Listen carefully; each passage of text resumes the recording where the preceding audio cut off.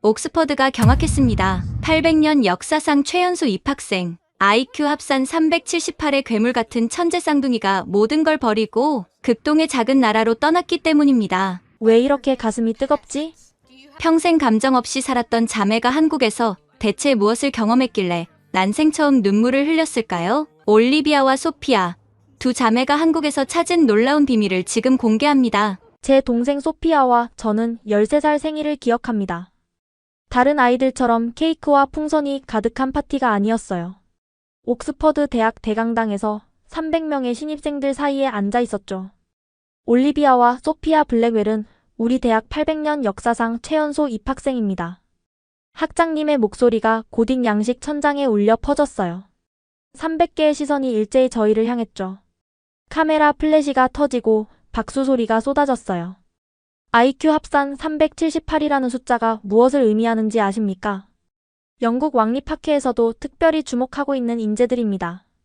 학장의 말에 부모님은 자랑스러운 표정을 지으셨어요. 아버지는 꼿꼿이 앉아 계셨고 어머니는 손수건으로 눈가를 닦으셨죠.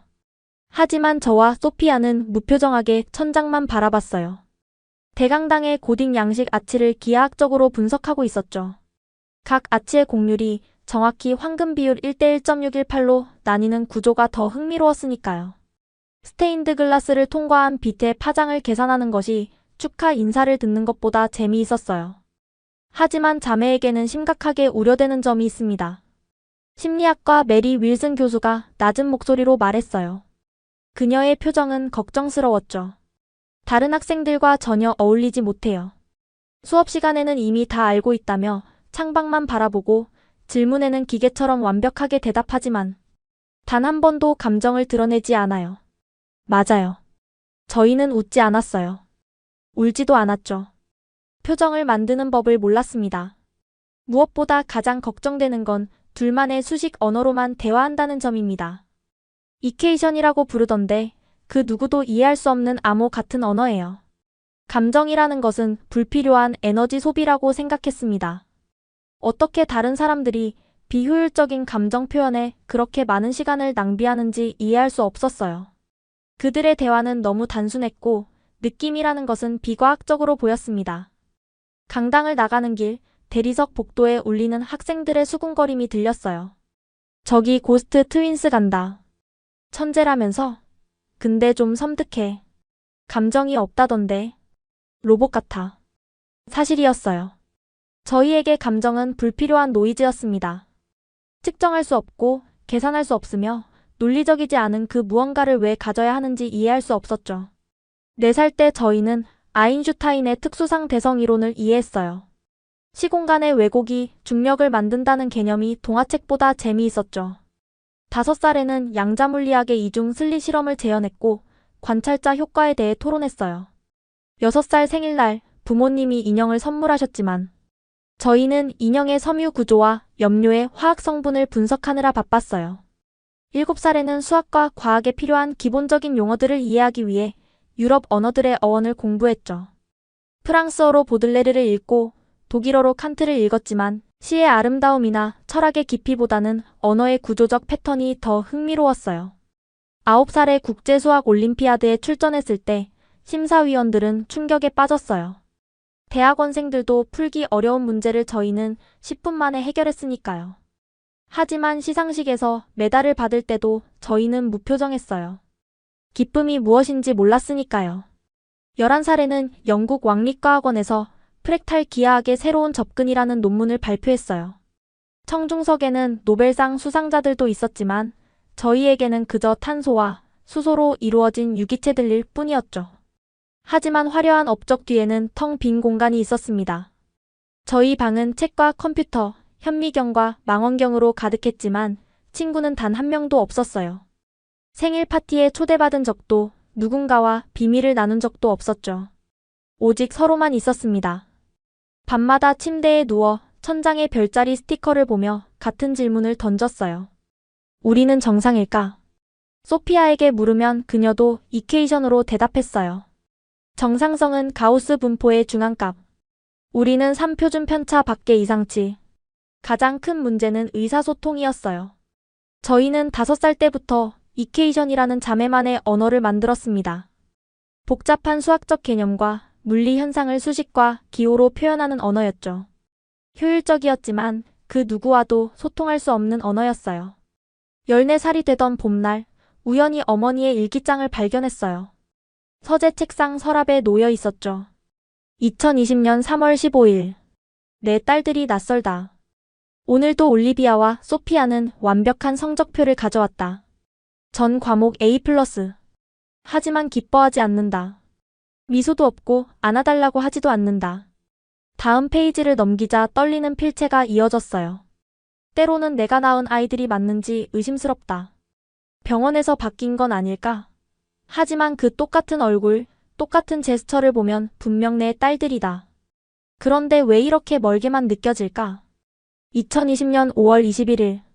소피아가 또 국제대회에서 금메달을 받았다. 신문에도 났다. 이웃들은 축하한다고 하지만 나는 그저 한 번만이라도 엄마, 사랑해요 라는 말을 듣고 싶다. 마지막 페이지에는 이런 문장이 있었어요. 뛰어난 것과 완전한 것은 다르다. 내 딸들은 뛰어나지만 완전하지 못하다. 아니, 어쩌면 우리가 완전하지 못한 부모인지도 모른다. 처음으로 제 가슴 어딘가에서 무언가가 움직였어요. 그게 뭔지는 알 수 없었지만 불편하면서도 뜨거운 느낌이었죠. 저는 소피아와 눈빛을 교환하고 어머니께 찾아갔어요. 어머니는 부엌에서 저녁을 준비하고 계셨죠. 엄마, 우리가 이상한가요? 어머니는 들고 있던 접시를 떨어뜨릴 뻔하셨어요. 저희가 먼저 감정적인 질문을 한 건 처음이었거든요. 아니야, 너희는 이상하지 않아. 그저. 어머니는 말을 멈추고 저희를 꼭 안아주셨어요. 따뜻했지만 낯설었죠. 너희들은 특별해. 하지만 특별한 것이 항상 행복을 의미하는 건 아니란다. 행복이 뭔가요? 소피아가 물었어요. 어머니는 한참을 말없이 저희를 바라보셨어요. 눈가에 눈물이 맺혔죠. 언젠가 너희들이 스스로 찾게 될 거야. 꼭 찾길 바라. 옥스퍼드에서 특별 장학생으로 지내는 동안 저희의 하루는 정확한 패턴을 따랐어요. 오전 6시 기상, 6분간 세면, 18분간 아침 식사, 7시 정각 도서관 입장. 저희는 항상 세 번째 열 창가 자리에 앉았어요. 햇빛의 각도가 책 읽기에 최적이었거든요. 점심시간 학생들이 웃고 떠드는 식당은 피했어요. 대신 도서관 옥상에서 샌드위치를 먹었죠. 거기서는 옥스퍼드의 첨탑들과 구름의 움직임을 관찰할 수 있었어요. 우리가 원하는 건 뭘까?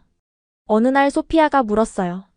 멀리 퀴드리치 경기를 하는 학생들의 환호성이 들렸죠. 모르겠어. 하지만 저들처럼 되고 싶지는 않아. 제 대답은 확신에 차 있었어요. 그때는요. 저희는 학문적으로 빛났지만 사회적으로는 투명인간이었어요. 교수님들은 저희를 천재라고 불렀고 학생들은 유령이라고 불렀죠. 둘 다 맞는 말이었어요. 강의실에서 저희는 항상 맨 앞줄에 앉았지만 아무도 옆에 앉지 않았어요. 마치 저희 주변에 보이지 않는 장벽이 있는 것처럼요. 블랙을 자매, 이 문제를 풀어보겠나? 교수님들은 가장 어려운 문제를 저희에게 물었고 저희는 항상 정답을 말했어요.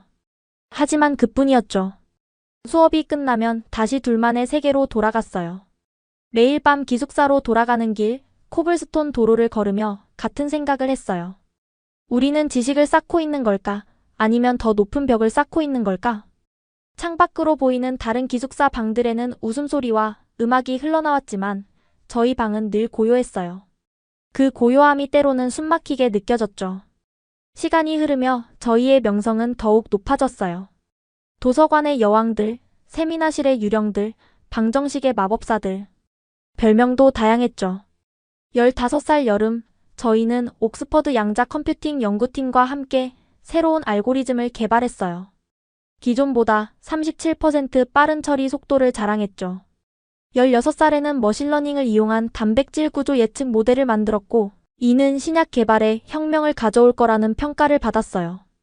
17살이 되던 해봄, 영국 과학저널 표지에 저희 사진이 실렸어요. 미래를 바꿀 젊은 천재들이라는 제목과 함께요. 하지만 사진 속 저희의 표정은 여전히 무표정했어요. BBC에서 다큐멘터리를 찍고 싶다고 연락이 왔어요. 천재자매의 하루라는 제목이었죠. 촬영팀이 일주일간 저희를 따라다녔어요. 평소에 취미 활동은 뭘 하나요? PD가 물었어요. 리만 가설을 증명하려고 노력 중이에요. 제가 대답했어요. 아니, 그런 거 말고. 음악 듣기나 영화 보기 같은 거요. 왜요? 그게 리만 가설보다 중요한가요? 촬영팀은 당황한 표정을 지었어요. 결국 다큐멘터리는 중간에 취소됐죠. 저희가 너무 비인간적으로 보인다는 이유였어요. 어느 날 식당에서 용기 있는 한 학생이 저희 테이블에 다가왔어요. 혹시 같이 앉아도 될까요? 제임스 해리슨이에요. 물리학과 2학년이에요. 저희는 서로를 바라봤어요. 침입자에 대한 경계심이 발동했죠. 왜요? 소피아가 차갑게 물었어요. 그냥. 여러분이 항상 혼자 있는 것 같아서요. 외로워 보여요. 외로움은 주관적 감정 상태예요. 객관적으로 측정할 수 없죠. 제가 말했어요. 제임스는 어색하게 웃었어요. 그래도 가끔은 누군가와 대화하는 게 좋지 않나요? 우리는 서로와 대화해요. 그걸로 충분해요. 소피아가 단호하게 말했어요. 제임스는 포기한 듯 일어났어요. 가기 전에 한마디를 남겼죠. 언젠가는 여러분도 진짜 친구가 필요하다는 걸 알게 될 거예요. 그의 말이 마음에 작은 파문을 일으켰지만 저희는 애써 무시했어요. 그날 밤 기숙사 방에서 소피아가 이퀘이션으로 말했어요. 변수 X는 증가하지만 변수 Y는 감소한다. X는 지식, Y는 연결이었어요. 저희는 더 많이 알수록 더 고립되고 있었죠. 해결책이 있을까? 제가 물었어요. 미지수가 너무 많아. 풀 수 없는 방정식이야. 창밖으로 옥스퍼드의 야경이 보였어요. 수백 년 된 건물들 사이로 학생들이 오가고 있었죠. 저희와 같은 공간에 있지만 다른 세계에 사는 사람들이었어요. 전환점은 심리학과 에밀리 스미스 교수님과의 만남에서 시작됐어요. 학장님의 특별 요청으로 저희를 관찰하게 된 그녀는 다른 교수들과는 달랐어요. 올리비아 소피아. 들어오렴. 스미스 교수님의 연구실은 따뜻했어요. 벽에는 가족 사진과 아이들의 그림이 걸려 있었고 창가에는 화분들이 놓여 있었죠. 라벤더 향이 은은하게 퍼져 있었어요. 차 한잔 할래? 얼그레이와 카모마일이 있어. 저희는 당황했어요. 교수님들은 보통 바로 학문적 주제로 들어갔거든요. 필요 없어요. 소피아가 대답했어요. 그래도 한잔 해보렴. 따뜻한 차는 대화를 부드럽게 만들어주거든. 교수님은 직접 차를 따라주셨어요. 컵을 감싸주니 온기가 전해졌죠. 너희에 대해 많이 들었어. 뛰어난 지성을 가졌다고. 하지만 오늘은 성적이나 연구 얘기를 하려는 게 아니야. 그럼 왜 부르신 거죠? 제가 물었어요. 너희는 서로에게 어떤 존재니? 예상치 못한 질문이었어요. 수학도 과학도 아닌 전혀 다른 영역의 질문이었죠. 우리예요. 소피아가 더듬거리며 대답했어요. 좀 더 구체적으로 설명해 줄 수 있니? 우리는 하나의 시스템이에요. 분리될 수 없는 단위죠. 제가 덧붙였어요. 스미스 교수님은 고개를 끄덕이며 메모를 했어요. 그래. 너희는 하나로 융합된 존재구나. 그럼 개인으로서의 올리비아는 누구니? 소피아가 없는 올리비아는? 머릿속에서 무언가가 깨지는 듯한 느낌이었어요. 한 번도 생각해 본 적 없는 질문이었죠. 그런 건 존재하지 않아요. 정말 그럴까? 너희가 다른 취향을 가진 적은 없니? 다른 생각을 한 적은? 침묵이 흘렀어요. 사실 가끔 달랐죠. 저는 천체 물리학을 더 좋아했고 소피아는 양자역학에 더 관심이 많았어요. 하지만 그런 차이를 인정하는 게 두려웠어요. 너희가 쓰는 이퀘이션 언어를 분석해봤어. 교수님이 서류를 꺼내 보여주셨어요. 놀라운 체계야. 수학적 논리가 완벽하게 언어화되어 있어. 하지만 한 가지 결정적으로 빠진 게 있더라. 뭐가 빠졌다는 거죠? 감정이야. 기쁨, 슬픔, 사랑, 그리움. 이런 단어들이 전혀 없어. 필요 없으니까요. 비논리적이고 비효율적이에요. 소피아가 단호하게 말했어요. 정말 그럴까? 그럼 왜 너희는 지금 불편해하고 있니? 저희는 놀라서 서로를 바라봤어요. 맞아요. 불편했어요. 이 대화가, 이 질문들이 불편했죠. 그것도 감정이야. 불편함, 당황, 어쩌면 두려움일 수도 있지. 스미스 교수님의 목소리는 부드러웠어요. 감정은 비논리적인 게 아니야. 진화의 산물이고 생존의 도구야. 그리고 무엇보다 인간을 인간답게 만드는 핵심이지. 하지만 너희는 충분히 인간이야. 다만 그 인간성을 표현할 언어를 갖지 못했을 뿐이야. 너희에게는 새로운 언어가 필요해. 마음을 담을 수 있는 언어 말이야. 돌아오는 길, 소피아와 저는 이케이션이 아닌 영어로 대화했어요. 혹시 교수님 말이 맞을까? 모르겠어. 하지만 뭔가 변해야 할 것 같아. 처음으로 변화의 필요성을 인정한 순간이었어요. 일주일 후 런던 대학 아시아 컨퍼런스가 옥스퍼드에서 열렸어요. 언어가 인지를 바꾸다 동아시아 언어의 특수성이라는 주제였죠. 스미스 교수님이 특별히 추천하셨어요. 꼭 가보렴. 특히 한국에서 오신 김서연 교수님 발표를 놓치지 마. 너희에게 필요한 답을 찾을 수도 있어. 강연장은 이미 많은 학자들로 붐볐어요. 저희는 조용히 맨 뒷줄에 앉았죠. 세 번째 발표자가 무대에 올랐을 때 이름표를 보니 김서연 교수님이었어요. 단정한 검은색 정장을 입은 그녀는 자신감 있게 발표를 시작했어요. 안녕하세요. 서울대학교 언어학과 김서연입니다. 오늘 저는 한국어가 어떻게 인간의 감정, 인식과 표현을 변화시키는지에 대한 5년간의 연구 결과를 공유하고자 합니다. 첫 슬라이드에는 한글 자모가 크게 떠올랐어요. 기역, 니은, 디귿. 처음 보는 문자였지만 묘하게 체계적으로 보였어요. 한국어는 세계에서 가장 과학적인 문자 체계를 가지고 있습니다. 1443년 세종대왕이 창제한 한글은 인류 역사상 유일하게 창제 원리와 철학이 명확히 기록된 문자죠. 과학적 문자라는 말에 귀가 솔깃했어요. 소피아도 앞으로 몸을 기울였죠. 자음은 발음기관의 모양을 본떠 만들었고 모음은 천지인, 즉 하늘과 땅과 사람의 조화를 나타냅니다. 이는 단순한 소리의 기호가 아니라 우주의 원리를 담은 철학적 체계입니다. 화면에 한글의 조합 원리가 나타났어요. 자음과 모음이 만나 하나의 글자를 이루는 과정이 마치 화학 결합처럼 보였죠. 더 놀라운 것은 한국어의 감정 어휘입니다. 영어의 세드에 해당하는 한국어 단어만 해도 슬프다, 서글프다, 애잔하다, 서럽다, 비통하다 등 미묘한 차이를 가진 수십 개가 존재합니다. 다음 슬라이드에는 충격적인 그래프가 나타났어요. 우리 연구팀은 5년간 300명의 비한국어 화자를 대상으로 실험했습니다. 한국어를 6개월 이상 학습한 그룹은 감정 표현 능력이 평균 33%, 감정, 인식 정확도가 27% 향상되었습니다. 숫자가 나오자 저희의 관심은 더욱 높아졌어요. 측정 가능한 변화라니. 특히 주목할 점은 자폐 스펙트럼이나 감정 표현 장애를 가진 피험자들에게서 더 극적인 변화가 나타났다는 것입니다. 한 피험자는 이렇게 말했습니다. 한국어를 배우고 나서야 제 마음에 이름을 붙일 수 있게 되었어요. 순간 심장이 빠르게 뛰었어요. 마치 저희 이야기 같았거든요. 언어는 단순한 의사소통 도구가 아닙니다. 사피어워프 가설에 따르면 우리가 사용하는 언어가 우리의 사고와 인지를 결정합니다. 한국어는 특히 정서적 섬세함과 관계성을 중시하는 언어입니다. 마지막 슬라이드에는 이런 문장이 있었어요. 언어를 바꾸면 마음이 바뀝니다. 마음이 바뀌면 삶이 바뀝니다. 발표가 끝난 후 질의응답 시간이 있었어요. 저는 손을 들었어요. 공개석상에서 질문하는 건 처음이었죠. 만약 누군가가 감정을 전혀 표현하지 못한다면 한국어가 정말 도움이 될까요? 김 교수님은 따뜻한 미소를 지으며 대답했어요. 네, 그럴 가능성이 큽니다.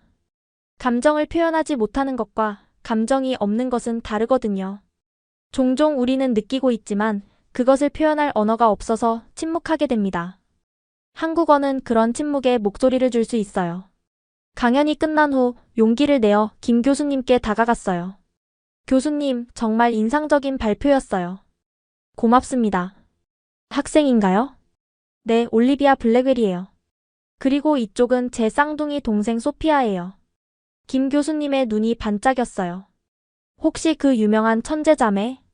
저희는 고개를 끄덕였어요. 늘 그렇듯 천재라는 꼬리표가 따라다녔죠. 한국어에 관심이 있나요? 소피아가 조심스럽게 물었어요. 저희가 정말로 변할 수 있을까요? 김 교수님은 저희의 눈을 깊이 들여다보았어요. 이미 변화는 시작됐어요. 질문을 한다는 것 자체가 변화의 신호거든요. 교수님은 명함을 건네며 말을 이었어요. 혹시 한국에 와볼 생각은 없나요? 언어는 그 문화 속에서 배울 때 진짜 힘을 발휘하거든요. 제가 서울대에서 특별 프로그램을 운영하고 있어요. 그날 밤 기숙사 방에서 소피아와 저는 처음으로 진지한 미래 이야기를 나눴어요. 이케이션이 아닌 평범한 영어로요. 정말 갈 거야? 한국에? 소피아가 물었어요. 창밖으로 옥스퍼드의 첨탑들이 달빛에 빛나고 있었죠. 여기서는 아무것도 바뀌지 않아. 우리는 계속 유령으로 살 거야. 하지만 우리의 연구는? 논문은? 경력은? 그게 전부일까? 우리 인생이 그게 전부일까? 처음으로 소피아가 대답하지 못했어요. 다음 날 아침 저희는 학장실을 찾아갔어요. 윌리엄 하트 학장은 평소처럼 엄격한 표정으로 서류를 검토하고 있었죠. 무슨 일이지, 블랙을 자매? 휴학 신청을 하러 왔습니다. 제가 떨리는 목소리로 말했어요. 학장은 안경을 벗으며 저희를 빤히 쳐다봤어요. 농담하는 거겠지? 너희는 옥스퍼드의 자랑이야. 영국 학계의 미래란다. 죄송합니다. 하지만 저희는 다른 것을 배워야 해요. 소피아가 용기를 냈어요. 다른 것? 옥스퍼드에서 배울 수 없는 게 뭐가 있다는 거지? 인간이 되는 법이요. 학장실에 무거운 침묵이 흘렀어요. 소식은 빠르게 퍼졌어요. 교수들이 번갈아가며 면담을 요청했고 영국 왕립학회에서는 긴급 회의를 소집했죠. 천재 자매가 학업을 포기한다는 것은 국가적 손실로 여겨졌어요. BBC에서 인터뷰 요청이 왔어요. 이번엔 거절하지 않았죠. 카메라 앞에 선 저희는 떨렸지만 솔직했어요. 블랙을 자매, 정말 옥스퍼드를 떠나는 건가요? 기자가 물었어요. 네, 한 학기 동안 한국에서 공부할 예정이에요. 왜 하필 한국인가요? 그곳에서 뭘 배울 수 있죠? 소피아가 심호흡을 하고 대답했어요. 저희는 모든 걸 알지만 아무것도 느끼지 못해요. 한국어를 통해 감정을 배우고 싶어요. 진짜 인간이 되고 싶어요. 인터뷰는 그날 저녁 뉴스 헤드라인이 됐어요. 천재 쌍둥이, 인간이 되고 싶다며 옥스퍼드 떠나. 부모님과의 대화는 가장 어려웠어요. 화상통화로 마주한 부모님의 표정은 복잡했죠. 너희가 정말 심사숙고한 결정이니? 아버지가 엄격한 목소리로 물었어요. 네, 아빠. 처음으로 저희가 진짜 원하는 거예요. 어머니는 한참 말이 없으시다가 물으셨어요. 그곳에서 행복을 찾을 수 있을까? 모르겠어요. 하지만 시도해보고 싶어요. 화면 너머로 어머니의 눈가가 촉촉해지는 게 보였어요. 그래, 가렴. 그리고 행복이 뭔지 알게 되면 우리에게도 가르쳐 주렴. 2023년 3월 5일 김포공항에 도착했어요. 봄비가 부슬부슬 내리고 있었죠. 영국의 차가운 비와는 달리 뭔가 부드러운 느낌이었어요. 입국장을 나오자 김서영 교수님이 환한 미소로 저희를 맞아주셨어요. 옆에는 젊은 여성이 서 있었죠. 올리비아 소피아. 한국에 온 걸 환영해요. 교수님의 포옹이 따뜻했어요. 영국에서는 악수가 전부였는데 이런 스킨십이 낯설면서도 좋았죠. 이쪽은 제 조교 박지우예요. 앞으로 여러분의 한국 생활을 도와줄 거예요. 지우 씨는 25살 정도로 보였어요. 둥근 얼굴에 밝은 미소가 인상적이었죠. 만나서 반가워요. 한국말은 할 줄 알아요? 저희는 고개를 저었어요. 아, 맞다. 아직 못 배웠구나. 괜찮아요. 천천히 배우면 돼요. 일단 숙소로 가요. 공항에서 나오니 한국 기자들 몇 명이 기다리고 있었어요. 하지만 김 교수님이 정중히 거절하고 저희를 차로 안내했죠. 너희 이야기가 한국에서도 화제야. 하지만 조용히 적응할 시간을 주려고 해. 차창 밖으로 서울의 풍경이 펼쳐졌어요. 높은 빌딩들, 복잡한 도로, 한글 간판들. 옥스퍼드와는 완전히 다른 세계였죠. 저기가 남산이에요. 서울의 상징이죠. 지우 씨가 설명했어요. 그리고 저건 한강. 서울을 가로지르는 강이에요. 강을 건너며 묘한 감정이 들었어요. 새로운 시작, 미지의 세계로 들어가는 느낌이었죠. 홍대 근처의 작은 게스트하우스에 도착했어요. 대학 기숙사가 이미 마감되어서 김 교수님이 특별히 마련해준 곳이었죠. 작지만 아늑할 거예요. 일주일 정도 여기서 지내다가 기숙사로 옮기면 돼요. 방은 정말 작았어요. 하지만 깨끗하고 따뜻했죠. 창밖으로는 홍대의 번화한 거리가 보였어요.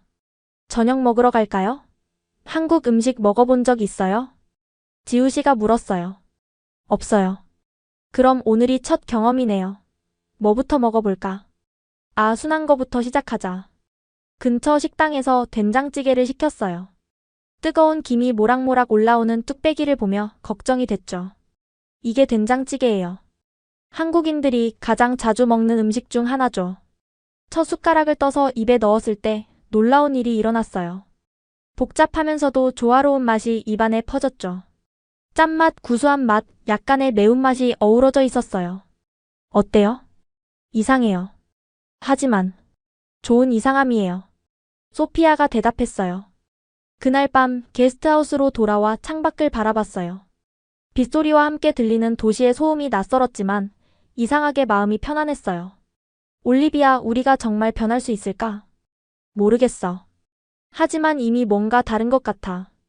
처음으로 미래가 불확실하다는 게 두렵지 않았어요. 오히려 설레었죠. 이 느낌이 뭔지는 아직 몰랐지만요. 월요일 아침 연세대학교 한국어학당으로 향했어요. 캠퍼스는 옥스퍼드와는 완전히 달랐어요. 현대적인 건물들 사이로 학생들이 활기차게 오가고 있었죠. 여기가 한국어학당이에요. 전 세계에서 온 학생들이 한국어를 배우는 곳이죠. 지우 씨가 안내했어요. 건물 안으로 들어서자 다양한 언어가 들렸어요. 중국어, 일본어, 스페인어, 아랍어. 마치 작은 지구촌 같았죠. 원장실에서 간단한 면담을 했어요. 블랙을 자매님 환영합니다. 김서연 교수님께 많이 들었어요. 특별히 중급반에 배정해드렸습니다. 저희는 한국어를 전혀 못하는데요. 기초적인 한글은 일주일이면 충분히 익히실 거예요. 두 분의 학습 능력을 믿습니다. 복도를 지나 3층 교실로 갔어요. 문을 열고 들어서자 15명 정도의 학생들이 호기심 어린 눈빛으로 저희를 바라봤죠. 안녕하세요, 여러분. 오늘부터 우리 반에서 함께 공부할 새 친구들을 소개합니다. 선생님은 30대 초반의 젊은 여성이었어요. 따뜻한 미소가 인상적이었죠. 영국에서 온 올리비아와 소피아예요. 다들 따뜻하게 맞아주세요. 저희는 어색하게 고개를 숙였어요. 김 교수님이 가르쳐준 한마디를 겨우 했죠. 안녕하세요. 발음이 어색했는지 학생들이 웃었어요. 하지만 따뜻한 웃음이었죠. 올리비아는 하은이 옆에, 소피아는 서아 옆에 앉으세요. 제 옆자리에 앉은 하은이는 20살 정도로 보이는 한국 여학생이었어요. 긴 머리를 높이 묶고 있었고 눈웃음이 예뻤죠. 안녕. 나는 이하은이야. 해외 친구들한테 한국어 가르쳐주는 도우미 역할을 하고 있어. 영어로 말해줘서 안심이 됐어요. 소피아 옆에 서아도 친절했어요. 정서아라고 해. 교환학생 도우미야. 잘 부탁해. 첫 수업은 한글의 기본 원리였어요. 선생님이 칠판에 큰 원을 그렸어요. 이게 뭘까요? 이건 한글의 첫 번째 자음, 이응이에요. 원. 비어있는 원. 뭔가 철학적인 의미가 있는 것 같았어요. 한글의 자음은 발음할 때 입모양을 본떠 만들었어요. 이응은 목구멍의 모양이에요. 다음은 기역, 니은, 디귿. 하나하나가 과학적 원리로 만들어졌다는 게 놀라웠어요. 그리고 모음은 하늘, 땅, 사람을 나타내요. 점 하나가 하늘, 횡선이 땅, 종선이 사람이에요. 천지인의 조화라. 단순한 기호가 아니라 우주관이 담긴 문자였어요. 쉬는 시간 하은이가 다가왔어요. 어때? 어렵지 않아? 아니, 오히려 논리적이어서 이해하기 쉬워. 다행이다. 그런데 너희 진짜 천재라며? IQ가 엄청 높다고 들었어. 순간 긴장했어요. 또 천재라는 꼬리표가 따라올까봐. 근데 그런 거 상관없어. 여기서는 다 똑같은 학생이야. 점심 같이 먹을래? 하은이의 태도에 놀랐어요. 천재라는 것에 별로 관심이 없어 보였죠. 학생 식당은 북적였어요. 다양한 음식 냄새가 났고 학생들의 웃음소리로 가득했죠. 뭐 먹을래? 처음이니까 김치볶음밥 어때? 맵지 않게 해달라고 할게. 4명이 한 테이블에 앉았어요. 하은, 서아, 저 그리고 소피아. 처음으로 또래들과 평범하게 밥을 먹는 기분이었어요. 영국 음식은 어때? 정말 맛없어? 서아가 장난스럽게 물었어요. 솔직히 그렇게 맛있지는 않아. 소피아가 대답하자 모두 웃었어요. 한국 음식은 맛있을 거야. 특히 여기 학식은 정말 좋아. 김치볶음밥이 나왔어요. 빨간색이 걱정됐지만 한 숟가락 먹어보니 생각보다 맵지 않았어요. 어때? 복잡한 맛이야. 매운데 달기도 하고 시큼하기도 하고. 그게 한국 음식의 매력이야. 여러 맛이 조화를 이루는 거지. 오후 수업은 일상 회화였어요. 안녕하세요. 만나서 반갑습니다. 저는 누구누구입니다. 단순한 문장들이었지만 이상하게 입에 붙었어요. 이제 감정 표현을 배워볼까요? 기쁘다, 슬프다, 화나다. 선생님이 표정을 지으며 설명했어요. 그런데 한국어에는 이것보다 훨씬 많은 감정 표현이 있어요. 예를 들어 그립다. 영어로 어떻게 번역할까요? 학생들이 고민했어요. 미스, 롱포? 정확히 맞는 단어가 없었죠. 그리움은 단순히 보고 싶은 게 아니에요. 가슴이 아프도록 간절히 보고 싶은 마음이에요. 처음 들어보는 개념이었어요. 그런 감정이 존재한다는 것도, 그것을 한 단어로 표현할 수 있다는 것도. 수업이 끝난 후 하은이가 제안했어요. 우리 집에 가서 같이 숙제할래? 엄마가 저녁도 해주신대. 정말? 괜찮을까? 당연하지. 우리 엄마가 외국인 학생들 되게 좋아하셔. 처음으로 친구의 집에 초대받은 거예요. 가슴이 두근거렸죠. 이게 설렘이라는 감정일까요? 하은이네 집은 아파트였어요. 영국의 주택과는 다른 구조였지만 따뜻하고 아늑했죠. 엄마, 친구들 데려왔어요. 어서 와. 영국에서 온 학생들이구나. 밥 먹었니? 하은이 어머니는 저희를 따뜻하게 맞아주셨어요. 저녁은 김치찌개와 여러 반찬들이었어요. 테이블에 둘러앉아 밥을 먹는데 이상한 기분이 들었어요. 마치 가족 같은 느낌이었죠. 한국은 어때? 적응할 만해? 네, 사람들이 너무 친절해요. 다행이네. 힘든 거 있으면 언제든 얘기해. 하은이 친구는 우리 친구야. 그날 밤 숙소로 돌아오며 소피아가 말했어요. 올리비아, 오늘 뭔가 달랐어. 응, 나도 느꼈어. 이게 행복한 거일까? 처음으로 그 단어를 써봤어요. 아직 확실하지는 않았지만 가슴이 따뜻했어요. 한국에 온 지 한 달이 지났어요. 이제 한글을 읽고 쓸 수 있었고 간단한 대화도 가능했죠. 하지만 가장 큰 변화는 다른 곳에서 일어나고 있었어요. 토요일 오후 하은이와 서아가 저희를 명동으로 데려갔어요. 오늘은 진짜 한국 길거리 음식을 먹어볼 거야. 명동은 사람들로 북적였어요. 화장품 가게, 옷가게, 그리고 길거리 음식점들이 즐비했죠. 저 떡볶이 집이 진짜 맛있어. 빨간 양념에 떡과 어묵이 보글보글 끓고 있었어요. 보기만 해도 매워 보였죠. 이거 너무 매운 거 아니야? 소피아가 걱정스럽게 물었어요. 괜찮아, 먹다 보면 중독돼. 하은이가 떡볶이를 주문했어요. 김밥과 순대도 함께요. 자, 먹어봐. 첫 입에 정말 매웠어요. 눈물이 날 정도로. 하지만 이상하게 계속 먹고 싶었죠. 으악, 매워. 우유 마셔, 우유. 서아가 급히 우유를 건넸어요. 그런데 이상한 일이 일어났어요. 매운맛에 눈물이 나는데 가슴이 뭔가 벅차올랐어요. 언니, 나 이상해. 소피아가 갑자기 말했어요. 왜? 너무 매워? 아니, 그게 아니라. 가슴이 뜨거워. 눈물도 나려고 해. 정말로 소피아의 눈에 눈물이 맺혔어요. 매운맛 때문만은 아니었죠. 괜찮아? 하은이가 걱정스럽게 물었어요. 응, 괜찮아. 그냥 이상해. 좋은 이상함이야. 소피아가 눈물을 닦으며 웃었어요. 처음 보는 표정이었죠. 눈물과 웃음이 섞인 얼굴. 아, 그거 알아? 한국에서는 이런 걸 울컥한다고 해. 서아가 설명했어요. 울컥? 갑자기 감정이 북받쳐 오르는 거야. 슬픈 것도 아니고 기쁜 것도 아닌데 그냥 벅차오르는 거. 새로운 단어였어요. 영어로는 설명할 수 없는 감정이었죠. 그때 저도 깨달았어요. 제 눈에도 눈물이 맺혀 있다는 걸. 나도 울컥해. 4명은 떡볶이 가게 앞에서 서로를 바라보며 웃었어요. 매운맛에 콧물 흘리고 눈물 흘리면서도 웃고 있었죠. 집으로 돌아오는 지하철 안에서 소피아가 속삭였어요. 언니, 우리 변하고 있는 것 같아. 응, 나도 느껴. 무서워? 아니, 오히려. 설레. 설렘. 한국에 와서 배운 단어였어요. 기대와 두근거림이 섞인 감정. 이제야 그 의미를 알 것 같았어요. 그날 밤 처음으로 한국어로 일기를 썼어요. 오늘 떡볶이를 먹었다. 매웠지만 행복했다. 소피아가 울었다. 나도 울었다. 하지만 슬프지 않았다. 이게 울컥이라는 감정인가 보다. 한국어에는 내가 모르던 감정들이 너무 많다. 단순한 문장들이었지만 처음으로 제 마음을 글로 표현한 거였어요. 서울에 온 지 6개월이 지났어요. 이제 한국어로 일상 대화는 물론 간단한 토론도 가능했죠. 더 놀라운 건 저희의 내면적 변화였어요. 김서연 교수님이 특별한 제안을 하셨어요. 아시아 언어학회가 다음 달에 코엑스에서 열려요. 너희가 발표해보는 게 어때? 저희가요?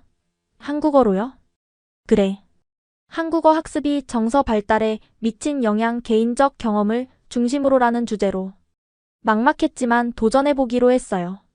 한 달간 열심히 준비했죠. 하은이와 서아도 도와줬어요. 발표 전날 밤 긴장이 됐어요. 언니 떨려. 소피아가 말했어요. 이제 저희는 주로 한국어로 대화했어요. 특히 감정을 표현할 때는 한국어가 더 자연스러웠죠. 나도. 근데 이상하게 설레기도 해. 맞아. 예전에는 발표할 때 아무 감정이 없었는데 발표 당일 코엑스 컨퍼런스 홀은 수백 명의 학자들로 가득했어요. 저는 오전 세션에, 소피아는 오후 세션에 배정됐어요. 처음으로 따로따로 발표하는 거였죠. 무대에 올라서자 심장이 빠르게 뛰었어요. 예전의 학술 발표와는 완전히 달랐어요. 그때는 그저 데이터를 전달했지만 이번엔 제 이야기를 하는 거였으니까요. 안녕하세요. 저는 올리비아 블랙웰입니다. 한국어로 시작했어요. 발음이 완벽하지는 않았지만 진심을 담으려 노력했죠. 오늘은 한국어가 어떻게 저를 변화시켰는지 말씀드리겠습니다. 화면에 첫 슬라이드를 띄웠어요. 이케이션으로 가득한 노트 사진이었죠. 이것은 제가 10살 때부터 쓰던 일기입니다. 보시다시피 수식과 기호로만 이루어져 있어요. 저에게는 이것이 언어였습니다. 다음 슬라이드는 한글로 쓴 일기장이었어요. 그리고 이것은 제가 한 달 전에 쓴 일기입니다. 오늘 하은이와 한강에서 치맥을 먹었다. 석양이 아름다웠다. 친구와 함께여서 더 아름다웠다. 청중석에서 작은 웃음소리가 났어요. 6개월 전 저는 아름답다는 개념을 이해하지 못했어요. 그저 빛의 파장과 각도로만 세상을 봤죠. 하지만 한국어를 배우면서 깨달았습니다. 아름다움은 계산할 수 없는 거라는 걸. 발표를 이어가며 점점 감정이 북받쳐 올랐어요. 한국어에는 영어로 번역할 수 없는 감정 단어들이 많아요. 그립다, 아련하다, 애틋하다, 서럽다. 처음엔 이해할 수 없었어요. 하지만 이제는 압니다. 이 단어들이 제 안에 있던 이름 없는 감정들의 이름을 붙여줬다는 걸. 목소리가 떨리기 시작했어요. 특히 정이라는 개념이 저를 가장 크게 변화시켰어요. 정은 사랑도 아니고 우정도 아닌 그 사이 어딘가에 있는 따뜻한 마음이에요. 계산할 수도 측정할 수도 없지만 분명히 존재하는. 갑자기 말문이 막혔어요. 청중들이 조용히 기다려줬죠. 그때 뒷줄에서 누군가 일어났어요. 소피아였죠. 언니야, 괜찮아. 그냥 내 마음을 말해. 소피아가 제 이름을 불렀어요. 평소엔 그냥 언니라고 부르는데 공개석상에서 이름을 불러준 거예요. 저를 독립된 개인으로 인정해준 순간이었죠. 깊게 숨을 들이쉬고 다시 시작했어요. 제 동생과 저는 평생을 하나의 단위로 살았어요. 우리는 위어치 아이가 아니었죠. 하지만 한국어를 배우며 처음으로 나와 너가 되는 법을 배웠어요. 눈물이 뺨을 타고 흘러내렸어요. 한국에 오기 전 저는 천재였지만 인간은 아니었어요. 모든 걸 알았지만 아무것도 느끼지 못했죠. 하지만 이제 목이 메어 말을 잇지 못했어요. 이제는 압니다. 떡볶이를 먹으며 친구와 웃는 것이 리만 가설을 푸는 것보다 소중할 수 있다는 걸. 석양을 보며 아름답다고 느끼는 것이 빛의 파장을 계산하는 것보다 의미 있을 수 있다는 걸. 마지막 슬라이드를 보여줬어요. 한글로 크게 쓴 한 문장이었죠. 한국어는 제게 단순한 제2 언어가 아니었습니다. 그것은 제 마음의 문을 여는 열쇠였고 인간이 되는 길을 보여준 지도였습니다. 발표를 마치자 잠시 정적이 흘렀어요. 그리고 한 사람, 두 사람, 점차 모든 청중이 일어나 박수를 쳤어요. 무대에서 내려오자 소피아가 절 꽉 안아줬어요. 언니 정말 자랑스러워. 처음으로 동생에게 그런 말을 들었어요. 눈물이 또 났죠. 그날 저희는 숫자가 아닌 눈물로, 공식이 아닌 감정으로 세상과 소통했습니다. 학회 발표 영상이 유튜브에 올라간 후 예상치 못한 일이 일어났어요. 천재 자매를 울린 한국어의 마법이라는 제목으로 조회수가 1000만을 넘었죠. 전 세계에서 메일이 쏟아졌어요. 특히 자폐 스펙트럼, 장애나 감정 표현에 어려움을 겪는 아이들의 부모님들이 많았어요. 우리 아이도 변할 수 있을까요? 어떻게 시작해야 하나요? 희망을 주셔서 감사합니다. 김서영 교수님과 긴 논의 끝에 저희는 브릿지 오브 라이트라는 프로젝트를 시작하기로 했어요. 다리가 되자는 의미예요. 고립된 아이들과 세상을 연결하는 빛의 다리. 제가 제안한 이름이었어요. 첫 프로그램은 런던에서 시작했어요. 영국 자폐 아동센터와 협력해서 일주일간 워크숍을 진행했죠. 12명의 아이들이 참여했어요. 8살부터 16살까지 모두 감정 표현에 어려움을 겪는 아이들이었죠. 첫날 아이들은 저희처럼 무표정했어요. 눈도 마주치지 않았고 대답도 단답형이었죠. 안녕하세요. 제가 한국어로 인사하자 몇몇 아이들이 고개를 들었어요. 이건 한국어로 인사하는 거예요. 따라해볼까요? 녕. 더듬거리며 따라하는 아이들의 모습에서 과거의 저희가 보였어요. 한글을 가르치며 특별히 감정 단어에 집중했어요. 이건 기쁘다예요. 웃는 얼굴을 그려볼까요? 놀랍게도 아이들은 글자와 함께 표정을 배우기 시작했어요. 특히 기억에 남는 건 10살 토마스예요. 선택적 한묵증으로 2년째 말을 하지 않던 아이였죠. 넷째 날 토마스가 제게 쪽지를 건넸어요. 삐뚤삐뚤한 한글로 고맙다라고 써 있었죠. 토마스 이거 혼자 쓴 거야? 토마스가 고개를 끄덕였어요. 그리고 작은 목소리로 말했어요. 다. 한국어로 한 첫 마디였어요. 토마스의 어머니는 눈물을 흘리셨죠. 기적이에요. 우리 아이가 말을 했어요. 일주일 후 변화는 극적이었어요. 아이들은 간단한 한국어로 감정을 표현하기 시작했고 표정도 풍부해졌죠. 마지막 날 아이들이 준비한 깜짝 선물이 있었어요. 한글로 쓴 편지였죠. 올리비아 선생님, 소피아 선생님. 우리에게 마음을 가르쳐줘서 고마워요. 프로젝트는 빠르게 확산됐어요. 파리, 베를린, 도쿄, 뉴욕. 1년 만에 15개 도시에서 프로그램이 운영됐죠. 한국 정부와 영국 문화원이 공동 후원을 하게 됐고 유네스코에서도 관심을 보였어요. 언어를 통한 정서 교육의 새로운 패러다임이라는 평가를 받았죠. 가장 뿌듯한 건 저희와 같은 아이들에게 희망을 줄 수 있다는 거였어요. 고립된 섬에서 나와 세상과 연결되는 경험, 그것을 함께 나눌 수 있다는 게 행복했죠. 소피아는 이렇게 말했어요. 우리가 받은 선물을 다시 나누는 거야. 한국어가 우리에게 준 마법을. 2025년 봄, 저는 23살이 됐어요. 옥스퍼드로 돌아와 언어심리학 박사과정을 밟고 있죠. 매년 한 학기는 서울대에서 객원연구원으로 지내고 있어요. 소피아는 연세대 한국어 교육과 석사과정에 있어요. 동시에 브릿지 오브 라이트 재단의 아시아 지부장을 맡고 있죠. 이제 전 세계 25개국에서 프로그램이 운영되고 있어요.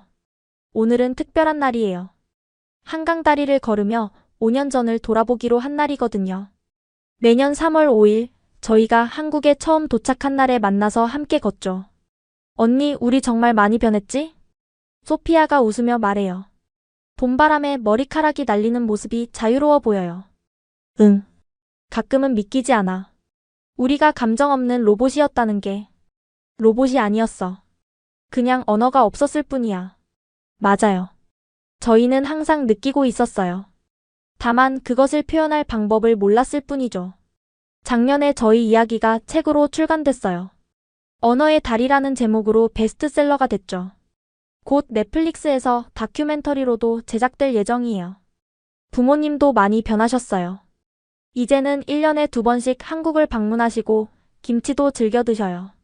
너희가 행복을 찾아서 정말 기뻐. 어머니가 말씀하셨어요. 이제 저희는 행복이 뭔지 알아요. 그리고 그것을 표현할 수 있어요. 개인적인 삶도 풍성해졌어요. 저는 한국어를 공부하는 영국인 동료와 가까워지고 있고, 소피아는 한국인 언어학자와 좋은 관계를 유지하고 있어요. 재미있는 건 저희가 여전히 가장 친한 친구라는 거예요. 하지만 이제는 건강한 거리를 유지할 줄 알아요. 우리이면서도 나일 수 있는 관계가 됐죠. 한강다리 중간쯤에서 멈춰 섰어요. 석양이 한강을 황금빛으로 물들이고 있었죠. 기억나? 5년 전 이 다리에서 울었던 거. 소피아가 말했어요. 응. 처음으로 한이라는 감정을 이해했던 날이었지. 한은 단순한 슬픔이 아니에요. 그리움과 아쉬움, 체념과 희망이 섞인 복잡한 감정이죠. 그날 저희는 한강을 보며 처음으로 한을 느꼈어요. 고향에 대한, 부모님에 대한, 잃어버린 시간에 대한. 근데 이제는 한이 아니야. 뭐라고 해야 할까? 감사? 맞아. 감사하고 벅차고 뿌듯해. 저희는 계속 걸었어요. 다리 끝에 다다랐을 때 소피아가 제안했어요. 언니 치맥 한잔 할까? 좋지. 한강공원 편의점에서 치킨과 맥주를 사서 잔디밭에 앉았어요. 5년 전처럼 하지만 완전히 다른 마음으로. 건배하자. 뭐에 건배할까? 소피아가 물었어요. 한국어에? 우리를 변화시켜준 마법의 언어에. 좋아. 그리고 우리의 용기에도. 변화를 선택한 용기. 맥주잔을 부딪혔어요. 건배. 시원한 맥주와 함께 지난 시간들이 떠올랐어요. 천재였지만 불완전했던 시절.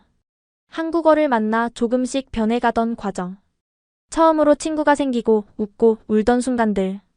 언니, 우리 정말 잘 왔다. 응, 정말 잘 왔어. 해가 완전히 지고 한강의 불빛들이 반짝이기 시작했어요. 5년 전 이 불빛들은 그저 광자의 파동이었어요. 하지만 지금은 달라요. 저는 이 불빛에서 아름다움을 봅니다. 도시의 활력을 느낍니다. 사람들의 삶과 이야기를 상상합니다. 한국어는 저희에게 단순한 제2언어가 아니었어요. 그것은 닫혀있던 마음의 문을 여는 열쇠였고 세상과 연결되는 다리였으며 진정한 자신을 발견하는 지도였습니다. 무엇보다 인간이 되는 방법을 가르쳐준 스승이었죠. 올리비아 소피아. 멀리서 누군가 불렀어요. 하은이와 서아였죠. 이제는 25이 된 친구들. 언니들. 여기 있었구나. 5년이 지나도 여전히 저희를 언니라고 부르는 친구들. 그 호칭에는 정이 담겨 있어요. 내리서 둘러앉아 치킨을 나눠 먹으며 웃었어요. 천재는 시작이었고 인간은 도착점이었습니다. 그리고 그 여정을 가능하게 해준 건 한국어와 한국 사람들이었죠.